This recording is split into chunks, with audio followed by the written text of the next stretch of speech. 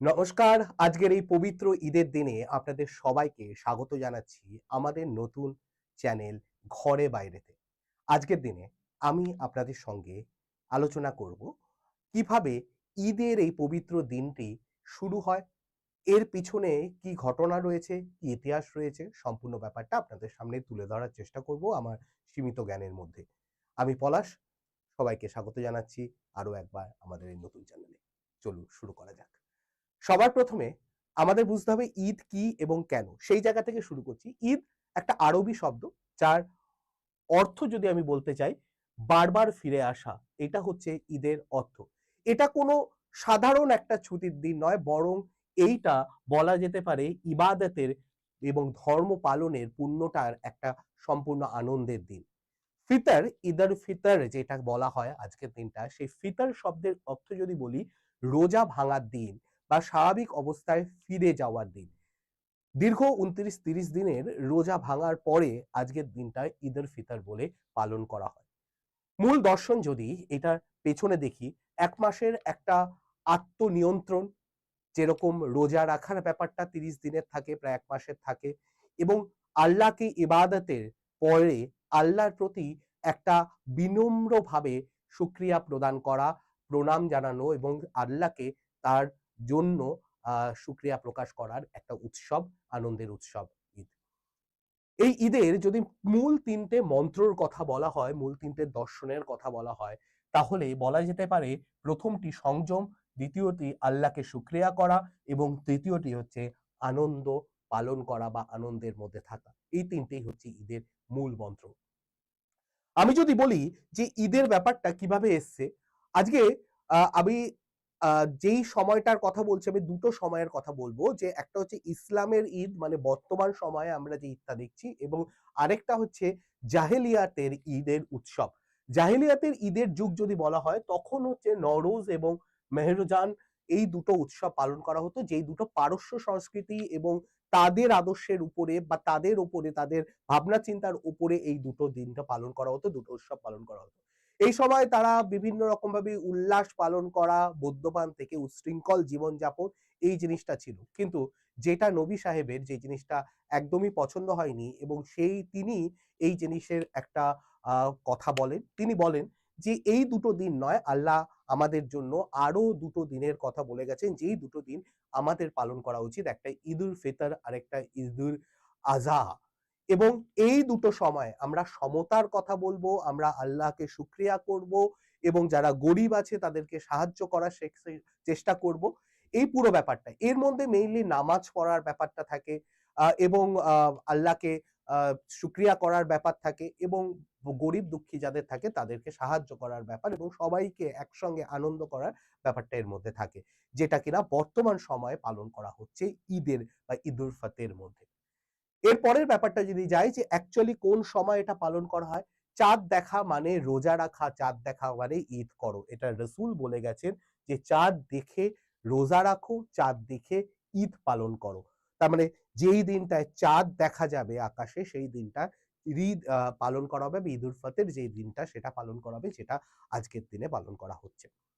১৪০০ বছর ধরে এইভাবেই চলে আসছে এই জিনিসটা, এবং এরপরে রমজানের বিদায়ের একটা অদ্ভুত শূন্যতার পরে যদি আমরা দেখি, ঈদুল ফিতরের আগমনের আনন্দ এবং এই ২ এর মিশ্রণেই ঘটে ২৯-৩০ দিনের যেই রোজা রাখার ব্যাপারটা। তারপরে একটা দুঃখ থাকে যে এই রোজার ব্যাপারটা কেটে গেল, আল্লাহর প্রতি যে ইবাদতের ব্যাপারটা, সেইটা ৩০ দিনের ইবাদত শেষ হলো। কিন্তু তার সঙ্গে একটা আনন্দও থাকে, রোজার আনন্দ, সবাই মিলে একসঙ্গে উৎসবে মেতে দেওয়ার একটা আনন্দ।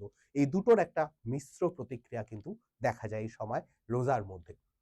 এরপরে যদি দেখি যে সাদাকাতুর ফিতর, যেটা উৎসবের আগে পবিত্রতা, এখানে বলা হচ্ছে যে বেসিক্যালি ঈদের যে নামাজের আগে ফিতর বা দান করার কথা কিন্তু বলা হয়েছে। এর কতগুলো উদ্দেশ্য আছে, সময় আছে, অধিকার আছে এবং সাম্যের কথা বলা হয়েছে। উদ্দেশ্য মেইনলি কি? উদ্দেশ্য হচ্ছে রোজার সময় যদি কোনো ভুল ত্রুটি হয়ে থাকে এবং সেই জিনিসটা অজানাভাবে বা যদি না অজান্তেই যদি হয়ে থাকে, সেই জায়গা থেকে নিজেকে পবিত্র করার জন্য, এবং পবিত্র করার জন্য এটাই উদ্দেশ্য বেসিক্যালি দান করার মধ্যে দিয়ে। অধিকার মানে কি? সমাজে যারা অসহায় আছে, যারা পিছিয়ে পড়া লোক আছে, যারা হচ্ছে দরিদ্র আছে, যারা হচ্ছে ঈদের জন্য সম্পূর্ণ আনন্দ করতে পারছে না, তাদের সঙ্গে সাম্যতা তৈরি করা, তাদেরকে দান করা, খাবার হোক, পোশাক হোক ইত্যাদি দান করার মাধ্যমে তাদেরকে অধিকার দেওয়া এবং তাদেরকেও সমানভাবে আনন্দ করার সুযোগ করে দেওয়া। ঈদের নামাজের আগেই এটা করা হয় এবং এটা বাধ্যতামূলক বলা হয়। দরিদ্রদের প্রস্তুতি নিতে পারে যাতে তারাও ঈদের আনন্দ করতে পারে। রোজা কাটার পরে ৩০ দিনের রোজা কাটার পরে যাতে তারাও ঈদের ইয়ে করতে পারে এবং এর জন্য ঈদের নামাজের আগেই এই ব্যাপারটার প্রস্তুতি নেওয়ার কথা বলা হয়। সাম্যতার কথা যদি বলা হয়, মদিনার কোনো ঘরে যেন ঈদের দিন চুলো বন্ধ না থাকে। মানে রান্না যাতে না হয়, এইরকম জিনিস যাতে না হয়। প্রত্যেকের যেন মানে রোজার পরে যেন প্রত্যেকের মুখে খাবার ফোটে, প্রত্যেকের মুখে হাসি ফোটে, প্রত্যেকের কাছে যেন নতুন পোশাক থাকে। এই সাম্যতার কথা এখানে বলা হয়। এরপরে যদি আসি ঈদের সকালে মহানবী সুন্নাহা, যদি কি নিয়মের কথা বলা হয়েছে সেটা যদি আমি ছোট করে বলি। প্রথম কথা হচ্ছে গোসল এবং মেসওয়াক, মানে হচ্ছে বেসিক্যালি ঈদের দিন সকালবেলা স্নান করে এবং নিজের মুখ চোখ পরিষ্কার করে নিজেকে পরিষ্কারভাবে তৈরি থাকার কথা বলা হয়েছে। দ্বিতীয় কথা যেটা বলা হয়েছে সেটা হচ্ছে সুগন্ধি ব্যবহার। মানে ইত্তার বা কোন রকম আতর এইরকম জিনিস ব্যবহার করে নিজেকে যাতে মানে একটা সুগন্ধির মাধ্যমে নিজেকে পরিষ্কার পরিচ্ছন্ন এবং প্রেজেন্টেবল করে তোলা। উত্তম পোশাক, যেটার কথা আমি আগেও বললাম, নতুন পোশাক বা ধোয়া পরিষ্কার একদম পরিষ্কার পরিচ্ছন্ন পোশাক পরে নিজেকে তৈরি রাখা এবং নিজের এবং অন্যের মিষ্টিমুখ করার মাধ্যমে এই ঈদটা পালন করা, এই জিনিসটার কথা এখানে বলা হয়েছে। এবং এখানে যদি বলা হয় ঈদগাহে যাওয়ার আগে বিজোড় সংখ্যক মানে ৩টে, ৫টে বা ৭টা খেজুর খাওয়ার কথা বলা হয়েছে। যেটা একমাত্র এই রোজা কাটানোর বা রোজা পালনের পরে, যখন সন্ধ্যাবেলাতেও রোজার পালনের পরে যখন প্রত্যেকদিন রোজা ভাঙার ব্যাপার থাকে, তখনও কিন্তু এই বিজোড় সংখ্যক খেজুর খাওয়ার ব্যাপারটা বলা থাকে। যাই হোক, ঈদুল ফিতরের যদি ইতিহাস বা এই ঐতিহ্য বা আত্মশুদ্ধির যে গল্পটা সেটা যদি আসি, এটা কিন্তু ১৪০০ বছর পুরনো। এখানে আমি খুব ছোট করে বলবো ব্যাপারটা। সবার ১ম এ হচ্ছে এই ঈদ পালনের ব্যাপারটা বলা হয় যে মসজিদের ৪ দেওয়ালে না করে এটা একদম ওপেন মাঠে, খোলা মাঠে সবাই, যেখানে একদম রাজা থেকে শুরু করে প্রজা, ধনী থেকে শুরু করে গরিব, সবাই যাতে এক জায়গায় পালন করতে পারে, যাতে ইকুয়ালিটি বা সাম্যতার বার্তাটা যায়, সেই ব্যাপারটা বলা হয়েছে।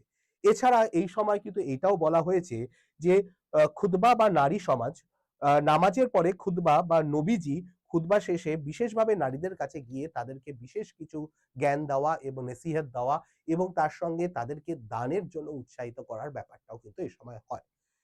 সাহাবেদের ঈদে মোবারক, আহ এখানে তাকাব্বাল্লাহাল হু মিন্না ওয়া মিনকুম, মানে আল্লাহ আমাদের এবং আপনাদের পক্ষ থেকে নেক আমলগুলো, মানে আমরা যেই জিনিসগুলো ভালো মনে বলছি বা করার চেষ্টা করছি সেইগুলো বা সেই দোয়াগুলোকে যেন কবুল করে, এই কথাটা বলা হয়েছে। ব্যাপারটা বুঝতে হবে যে ঈদ এমন একটা জিনিস যেখানে যার মাধ্যমে বলা হয় আল্লাহ যেন আমাদের মধ্যে থাকা সব নেগেটিভিটি গুলোকে কাটিয়ে দেন। আমাদের পাশে থাকা যারা আমাদের মতো হয়তো অতটা স্বাচ্ছন্দ্য বোধ করছে না বা অতটা সচ্ছল নয়, তাদের কাছেও যেন আমাদের মাধ্যমে কিছু ভালো জিনিস পৌঁছে দিতে পারে এবং সাম্যতার বার্তা দেওয়া, এটাই কিন্তু ঈদের মেইন ব্যাপার। যাতে সবাই সমানভাবে আনন্দ করতে পারে। এটাই হচ্ছে ঈদের মেইন বার্তা।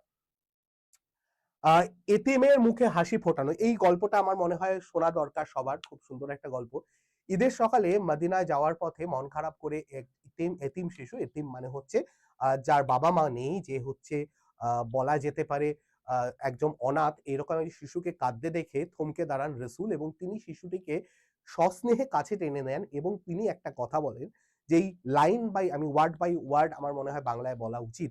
"তুমি কি এতে খুশি নও যে আজ থেকে আমি তোমার বাবা, আয়েশা তোমার মা, ফাতেমা তোমার বোন এবং হাসান হুসেইন তোমার ভাই।" উনি বলতে চেয়েছেন যে এর মাধ্যমে উনি বার্তা দিলেন যে একজন এতিম শিশু, একজন অনাথ শিশু যার বাবা-মা নেই, সে অনাথ নয়। এই সমাজের বাকি যারা রয়েছে তারা সবাই তার ভাই-বোন, বাবা-মা। সুতরাং তাকেও যদি একজন অনাথ শিশুকে টেনে নেওয়া যেতে পারে, তাহলে কিন্তু আল্লাহ তাদের মুখেও, যে টেনে নিচ্ছে তাদের মুখেও হাসি ফোটাবে। আল্লাহও কিন্তু এই কথা বলে যে কাউর মুখে যেন দুঃখ না থাকে, যাতে কেউ যদি পিছিয়ে পড়ে তাহলে তার মুখেও যেন হাসি ফোটে। এই ব্যাপারটাই আল্লাহ বলে থাকেন। আমি যদি ইতিহাসের কথা বলি, বাংলায় যদি ইতিহাসের কথা খুব ছোট করে বলি ১২০৪ খ্রিস্টাব্দ এবং তার আগের সময় যদি বলি, সুফি সাধক এবং দরবেশের মাধ্যমে বঙ্গে মানে বাংলায় এই পশ্চিমবঙ্গে, আমি পশ্চিমবঙ্গ এবং বাংলাদেশকে একসঙ্গে ধরছি, তখন পুরো একসঙ্গে বঙ্গ ছিল।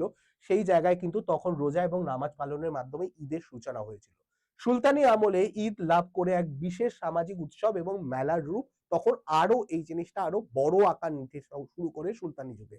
এবং সুলতানির পরে ১৬১০ খ্রিস্টাব্দের টাইমটায় মোগল আমল যখন আসে তখন ঢাকায় সুসজ্জিত রূপে বাড়ি বাড়ি এবং বিভিন্ন জায়গায় কিন্তু এই ঈদের উৎসব শুরু হয় এবং শাহী মসজিদ থেকে শুরু করে ধানমন্ডি ঈদগাহ নির্মাণ শুরু হয় কোরমা পোলাও শাহী ফেরনি এই জিনিসগুলো তৈরি এবং মিষ্টি মুখ করা এবং ঈদের যে আনন্দ সবার মধ্যে ভাগ করে নেওয়ার ব্যাপারটা, এটা কিন্তু তখন আরো বড় আকার নয় মোগল আমলে।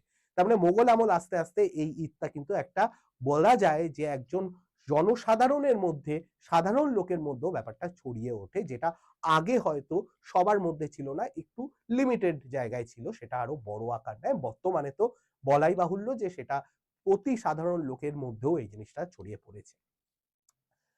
তো এখানে আমি একটা জিনিসই বলতে চাই যে আজকের ঈদের দিনে সবাই খুশিতে ঈদটা পালন করুন। সবাই ঈদের জন্য ঈদের মধ্যে নিজেকে এবং নিজের আশেপাশের লোককে খুশি রাখার চেষ্টা করুন। যাতে দেখবেন যে আপনার আনন্দের সাথে যেন আশেপাশের লোকগুলো আনন্দিত হতে পারে, সেই ব্যবস্থা করবেন। এবং সবাইকে আরো একবার ঈদের শুভেচ্ছা। ঈদ মোবারক সবাইকে। সবাই ভালো থাকবেন, আমাদের পাশে থাকবেন এবং আমাদের এই নতুন চ্যানেল যদি ভালো লেগে থাকে তাহলে অবশ্যই এই চ্যানেলটাকে সাবস্ক্রাইব করবেন। এরকম আরো নতুন নতুন ভিডিও আপনাদের জন্য আমরা নিয়ে আসবো। আরো একবার ঈদ মোবারক। ভালো থাকবেন।